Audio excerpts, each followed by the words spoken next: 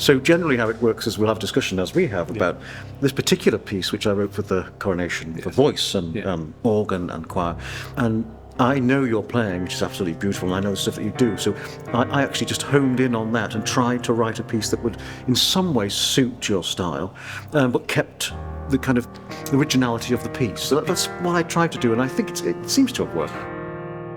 What I found interesting is that I use a lot of bass and trying to use different things. For me, it's quite can I do this? Am I allowed to make that sound? Yes. You know what I mean? Yeah. How individual can I be with a piece that you wrote? Yeah. That is always the question that goes through. Well, be very individual. The interesting thing about composition is, what is it? Yeah. And what is a composition? Because it starts in my heart and mind, and then that idea I have to try and figure out how to notate that.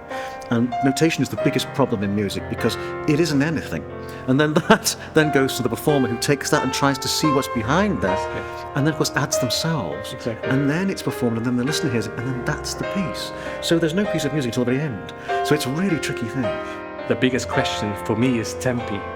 Yes. Because as a solo pianist, your tempis are completely different, a full orchestra with choir and soloist.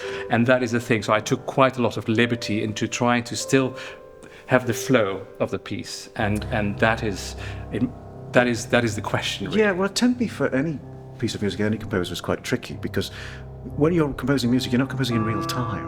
No. You're imagining it, and so you're imagining the speed of it. And quite often composers, and I'll admit, we get our tempi wrong.